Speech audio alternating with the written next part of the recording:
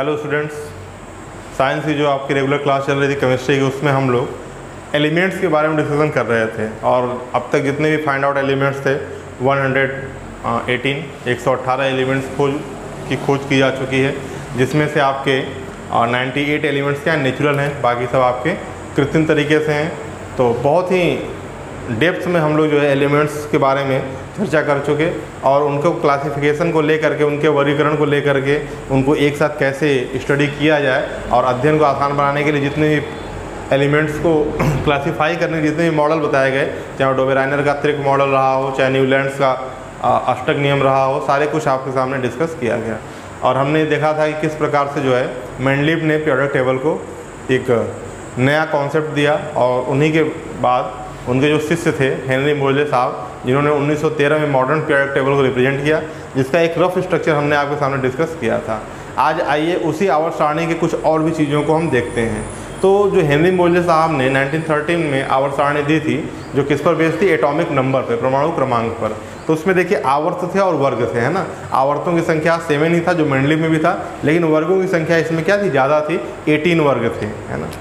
और हाँ, कुछ वर्ग रिपीट कर जाते हैं ए और बी के पार्ट में, लेकिन टोटल अगर आप कभी भी आपको मॉडर्न पीरियोडिक टेबल मिले, है ना, तो आप उसको नेट पर भी अवेलेबल होगा, देखिएगा तो उसमें ए बी करके कुल टोटल जो है आपके 18 उसमें वर्ग होंगे।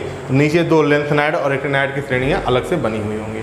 ये उस आवर्त सारणी का एक स्ट्रक्चर था।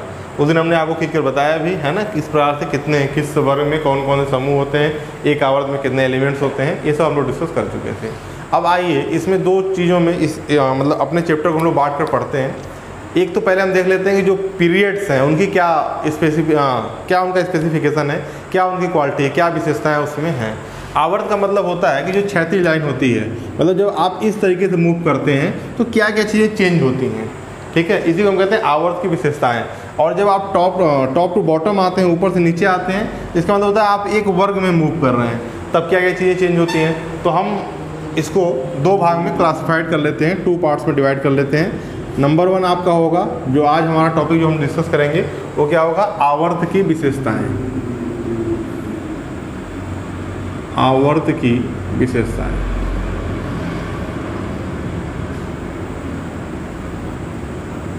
तो देखिए, जब भी हम आवर्त की विशेषताएं पढ़ेंगे तो हम एक चीज़ हमेशा ध्यान रखेंगे, लेफ्ट टू राइट हम मूव करेंगे, बाएं से दाएं जाएंगे, और जिस भी रेफरेंस में जो जो चेंजेस होंगे उनके बारे में हम लोग यहाँ पे चर्चा करेंगे। तो जो आवर्त की सामान्य विशेषताएं होती हैं, यदि हम उसमें देखें तो चूँकि आप देखिए कितने आवर्त होते हैं, आपके 7 आवर्त होते हैं।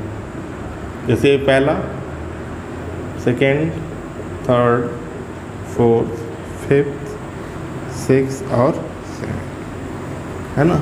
अब इस आवर्त में यदि आप इधर से इधर मूव कर रहे हैं, है ना, लेफ्ट टू राइट फर्स्ट आवर्त में, तो उसके में क्या क्या चेंज आएगा उसको हम देखेंगे, है ना।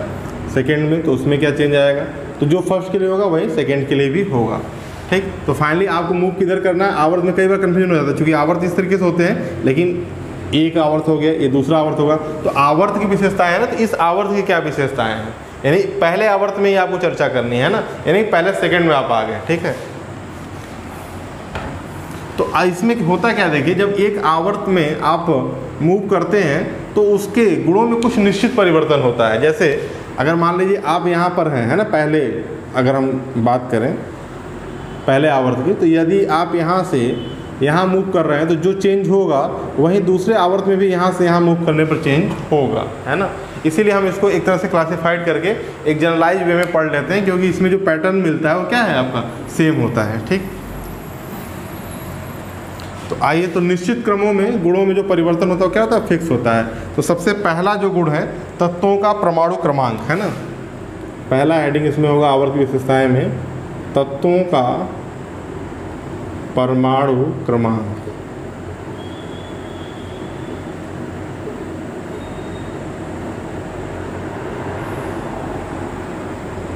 ठीक। अब देखिए, तत्वों का परमाणु क्रमांक, दिशा आप हमेशा कंफ्यूज नहीं होंगे, लेफ्ट टू राइट, है ना, इधर से इधर, जैसे हम लिखते हैं बाएं से दाएं।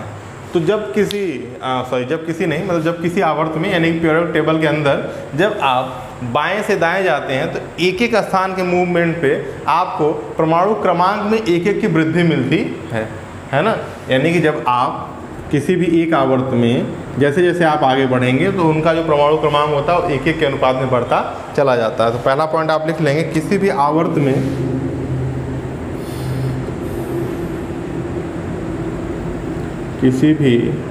में तत्वों का परमाणु क्रमांक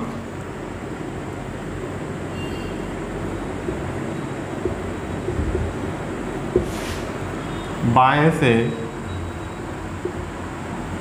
दाएं जाने पर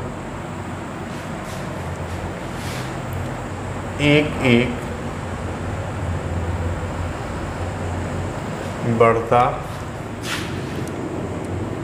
चला जाता। जैसे जैसे आप मूव करते जाएंगे वैसे वैसे एक एक क्या होगा आपका बढ़ता चला जाएगा। जैसे देखिए, अगर यदि हम बात करें सोडियम, इस वाले वर्ग में क्या हो जाएगा यहाँ पे आपका मैग्नीशियम। उसके बाद फिर यदि आप आगे बढ़ेंगे तो एल्युमिनियम, सिलिकॉन, फास्फोरस, सिलिकॉन, हाँ ठीक है, phosphorus, boron, silicon, phosphorus, sulphur, then chlorine, है ना।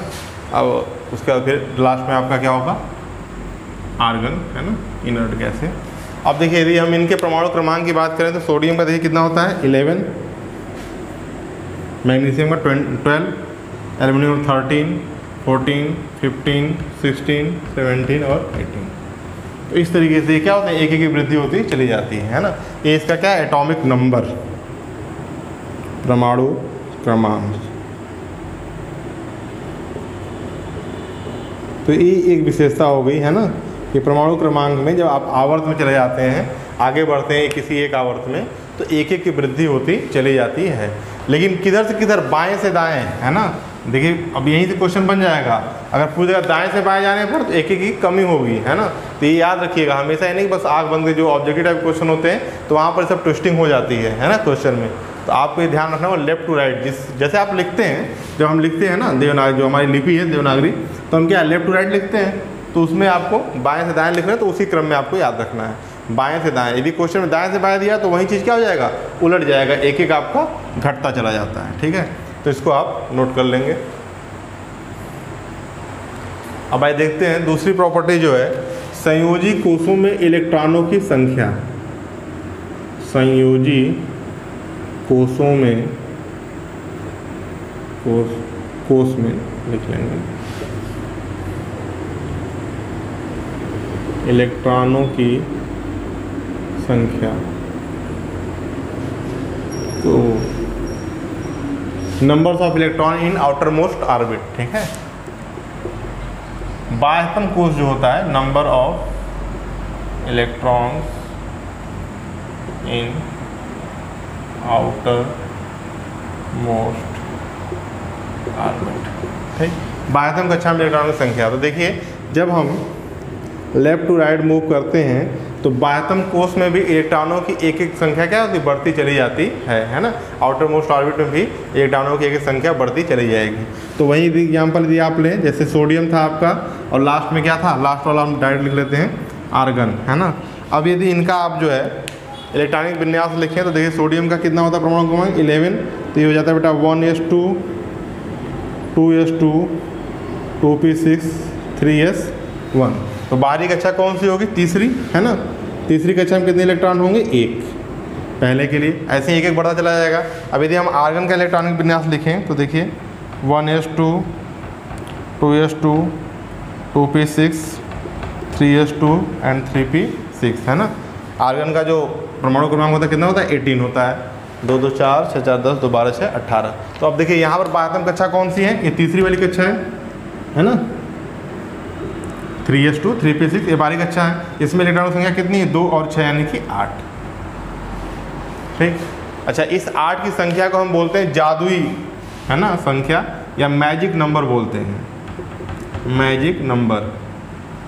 जितने भी आपकी इनर्ट गैसें होती हैं, अक्रिय गैस, क्योंकि इसको पाने के बाद ही कोई भी एलिमेंट्स है ना जिसके बाह्यतम कोष में 8 इलेक्ट्रॉन हो जाते हैं तो उसमें ऊर्जा का स्तर क्या होता है, बहुत ही न्यूनतम हो जाता है। और जब उस ऊर्जा का स्तर बहुत ही न्यूनतम हो जाता है तो उनकी क्रियाशीलता भी क्या हो जाती है, घट जाती है ना, यानी वो अक्रिय हो जाते हैं। तो जिनके बाहरी कोष में 8 इलेक्ट्रॉन होंगे वो सभी एलिमेंट्स क्या हो जाएंगे, इनर्ट एलिमेंट होंगे, अक्रिय हो जाएंगे, है ना, अक्रिय तत्व हो जाते हैं। इसीलिए देखिए इसमें जितनी भी है ना, जो लास्ट वाला आपका है जिसको हम लोग जीरो ग्रुप भी बोलते हैं, उसमें जितना भी आपके हैं हीलियम है, आर्गन है, नियॉन है, क्रिप्टॉन है, ये सब क्या है आपके इनर्ट गैस कहलाते हैं, अक्रिय तत्व कहलाते हैं, क्योंकि यह किसी से अभिक्रिया नहीं करते, ये अपने आप में क्या होते हैं, संतृप्त होते हैं, क्योंकि इनके बाह्यतम कोष में 8 इलेक्ट्रॉन होते हैं। बाकी सब में क्या होता है, कम होता है, तो वो क्या करते हैं, जैसे देखिए अब इसमें क्या 1 है, अब इसको 8 पाने के लिए क्या करना होगा, तो इसको 8 पाने के लिए 7 चाहिए, जो क्या है टफ है भाई, ज़्यादा पाना है ना, तो ये क्या करेगा, अपने एक का त्याग कर देगा। जैसे ही आप अब देखिए, जैसे ही इस 1 इलेक्ट्रॉन का यह त्याग किया सोडियम, तो ये क्या इसके बाह्यतम कोष कौन से हो जाएंगे, ए वाले हो जाएंगे, 2s2p। तो 2 और 2 इसमें कितने इलेक्ट्रॉन होंगे, 2 और 6, ये मैजिक नंबर में हो जाएगा, तो ये क्या बन जाएगा, Na प्लस आयन, है ना। तो इस तरीके से कॉन्सेप्ट इसका चलता है, अभी आगे उस चीज़ों को हम समझेंगे। कुल मिलाकर सबको पाना क्या है, सबके बाह्यतम कोष में 8 इलेक्ट्रॉन होने चाहिए, यानी सबको जो गेन करना है केमिस्ट्री में वो क्या है, अस्थायित्व, स्टेबिलिटी। और स्टेबिलिटी आपको कब मिलेगा, जब एनर्जी लेवल आपका क्या होगा, डाउन होगा। और एनर्जी लेवल डाउन कब होगा, एनर्जी लेवल कम कब होगा, जब आपके बाह्यतम कोष में 8 इलेक्ट्रॉन होंगे, तभी आप सेचुरेट होंगे। ठीक, तो बाह्यतम कोष में 8 इलेक्ट्रॉन आर्गन जो आपकी इनर्ट गैस है उनके में तो होता ही है। बाकी एलिमेंट्स क्या करते हैं, या तो जैसे 1-2 की कमी है तो उसको एक्सेप्ट कर लेंगे, किसी दूसरे से ले लेंगे, और यदि बहुत ज़्यादा चाहिए तो अपने 1-2 को त्याग कर देंगे, ताकि बाह्यतम का कोष क्या हो जाए, मेंटेन हो जाए। तो यदि हम यहीं पर एग्जांपल समझें सोडियम का, तो आप देखिए यहाँ से क्या है, अब 1 इलेक्ट्रॉन है, या तो ये अपनी बाहरी कक्षा में 7 इलेक्ट्रॉन कहीं और से ले, जो ये क्या है, असंभव है, तो ये क्या करता है, अपना इसको डोनेट कर देता है। जैसे इसको त्याग कर दिया, तो अब देखिए बाहरी कक्षा क्या बची, 2s2 2p6, है ना, तो इसमें कितने 2 और 6 8 हो गए, तो इसके बाद हमको उसमें 8 हो गए, तो ये भी क्या हो जाता है, संतृप्त हो जाता है। तो इस तरीके से केमिस्ट्री में कॉन्सेप्ट बनते हैं। तो अभी फिलहाल हम क्या पढ़ रहे हैं, संयोजी कोष में इलेक्ट्रॉन संख्या जो बाएं से दाएं जाने पर एक एक बढ़ती चली जाती है। आखिरी जो तत्व होता है ना, जो आपके समूह हैं अक्रिय गैसों के, उनमें उनके बाह्यतम कोष में 8 इलेक्ट्रॉन होते हैं। जैसे बहुत सारे क्वेश्चन बनते हैं ऑब्जेक्टिव टाइप के, यहाँ देखिए पीरियोडिक टेबल्स है ना, इसलिए एक टॉपिक को हम लोग बहुत डेप्थ में डिस्कस कर रहे हैं, तो इसको आप नोट कर लीजिएगा। आइए तीसरी प्रॉपर्टी की बात करते हैं हम लोग, धात्विक गुण, मेटेलिक नेचर, है ना। तो देखिए धात्विक गुण क्या होता है, इलेक्ट्रॉन त्यागने की प्रवृत्ति है ना। धातुओं की परिभाषा जब अभी आपको पढ़ाया जाएगा या आपने पहले कभी पढ़ा होगा, तो वो सभी पदार्थ जो क्या करते हैं, इलेक्ट्रॉनों का त्याग करके धनायन बन जाते हैं, वो सब धातु कहलाते हैं। तो जिनके अंदर ये प्रवृत्ति ज़्यादा होती है वो ज़्यादा अच्छे मेटल होते हैं, जिनमें कम होती है वो मतलब मेटलिटी प्रॉपर्टी जो होती है, धात्विकता क्या होती है, कम होती चली जाती है ना। तो अगर हम धात्विक गुणों की बात करें, तो यदि आप किसी आवर्त में बाएं से दाएं मूव करेंगे तो मेटेलिक प्रॉपर्टी क्या होती है, घटती चली जाती है। क्यों, क्योंकि इलेक्ट्रॉन त्यागने की जो मतलब प्रवृत्ति वो क्या होती है, उसमें कमी आती है। तो आप लिख लेंगे किसी भी आवर्त में, किसी भी आवर्त में बाएं से दाएं, लेफ्ट टू राइट जाने पर, अब मैं शॉर्ट में लिख रहा हूँ, आप सुन करके वीडियो को पॉज करके अच्छे से लिख लीजिएगा, ठीक है। इलेक्ट्रॉन त्यागने की प्रवृत्ति में कमी आती है ना, जिससे धात्विक गुणों में क्या हो जाती है, कमी हो जाती है ना, धात्विक गुण घटता जाता है। ठीक, यानी सबसे पहले आपको मेटल्स मिलेंगे, जैसे जैसे आप आगे बढ़ते जाएंगे मेटेलिक प्रॉपर्टी कम होती जाएगी, बाद में कुछ आपको उपधातु मिलेंगे और सबसे लास्ट में आपको अधातु लगेंगे मिलने, गैस लगते हैं मिलने। ठीक है, ये हो गया। इसी साथ चौथा पॉइंट हम लोग रासायनिक क्रियाशीलता की बात कर लेते हैं यहीं पे शॉर्ट में। रासायनिक क्रियाशीलता, है ना। तो देखिए जो रासायनिक क्रियाशीलता है वो प्रारंभ में तो बढ़ती है, लेकिन बाद में पुनः क्या होती है, घटने लगती है ना। तो आप लिख लेंगे रासायनिक क्रियाशीलता लेफ्ट टू राइट जाने पर प्रारंभ में, अभी इसको हम लोग डेप्थ में डिस्कस करेंगे कहाँ तक बढ़ती कहाँ तक घटती है, लेकिन यहाँ पर बस आप पॉइंट नोट कर लें, प्रारंभ में बढ़ती है, पुनः घटने लगती है। यानी जो बीच के एलिमेंट होंगे वो हाईली रिएक्टिव होंगे, और लास्ट वाले देखिए क्या होते हैं आगे कम रिएक्टिव होते हैं, और शुरू वाले भी क्या होते हैं आगे कम रिएक्टिव होते हैं ना, तो पुनः घटने लगती है। इस तरीके से आपके 4 पॉइंट हो गए। नेक्स्ट आइए देखते हैं।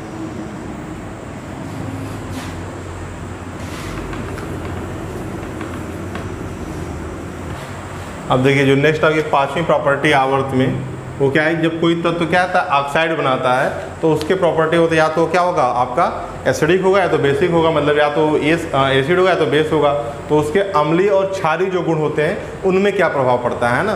तो हेडिंग आप बना लेंगे, तत्वों के ऑक्साइड के अम्लीय व क्षारीय गुण, इन पर क्या प्रभाव पड़ता है। जो किसी भी एलिमेंट्स के ऑक्साइड के जो होंगे है ना, जैसे मान ली कार्बन है तो CO2, इसका कार्बन का ऑक्साइड हो गया, नाइट्रोजन का है ना, हाइड्रोजन है तो हाइड्रोजन का H2, इस तरीके से। ठीक, तो इन एलिमेंट्स के जो ऑक्साइड होते हैं उनके अम्लीय व क्षारीय गुणों पर क्या इफेक्ट पड़ता है। देखिए जब आप बाएँ से दाएँ जाएंगे, जो तत्वों के ऑक्साइड के है ना क्षारीय गुण होते हैं उनमें क्या होती है, कमी होती है। ठीक है, यानी बेसिक नेचर में क्या होता है, कमी आती है और अम्लीय गुण बढ़ता जाता है। ठीक है, तो आप नोट कर लेंगे, बाएं से दाएं यानी कि लेफ्ट टू राइट जाने पर तत्वों के क्षारीय गुण में कमी आती है, अम्लीय प्रवृत्ति, भाई क्षार कम हो, क्षार नहीं होगा तो फिर क्या होगा, अम्ल होगा है ना, अम्लीय प्रवृत्ति बढ़ती जाती है। बीच में न्यूट्रल भी होते हैं कुछ है ना, साल्ट बनते हैं, लेकिन क्षारीय प्रवृत्तियों में क्या होती है, कमी होती है और अम्लीय प्रवृत्ति बढ़ती चली जाती है। ठीक है, तो अब देखिए जब अम्लीय प्रवृत्ति बढ़ेगी तो pH मान क्या होगा, तो pH मान अम्लों का क्या होता है, कम होता है ना, तो आप लिख लेंगे pH मान घटता जाता है, तभी तो अम्ल बनेंगे है ना। आप जानते हैं pH वैल्यू 0, 7 to 14 है ना, इधर वाले क्या होंगे अम्ल, इधर वाले क्या होंगे आपके क्षार होंगे, तो pH वैल्यू क्या होती है, घटती चली जाती है ना, क्योंकि अम्लीय प्रवृत्ति बढ़ती जाती है। तो तत्वों के ऑक्साइड का pH मान क्या होता है, घटता जाता है ना। एक पॉइंट यहीं से आपको और मिल गया, तत्वों के ऑक्साइड का मतलब लेफ्ट टू राइट किसी आवर्त में जाने पर तत्वों के ऑक्साइड का pH मान घटता जाता है। तो एक पॉइंट और इसको भी आप नोट कर लेंगे है ना, तो इसको जल्दी से नोट कर लीजिए अपने शब्दों में। तो देखिए आज हमने जो है लगभग 5 प्रॉपर्टी के बारे में डिस्कशन किया जो इंपॉर्टेंट थे। अभी 1-2 और प्रॉपर्टियां हैं जिसके बारे में डिस्कशन होगा नेक्स्ट लेक्चर में, तब आप रेगुलर नोट्स बनाकर पढ़ते रहिए है ना। जो भी चीज़ें नहीं समझ में आती आप दोबारा पूछ सकते हैं। Thank you.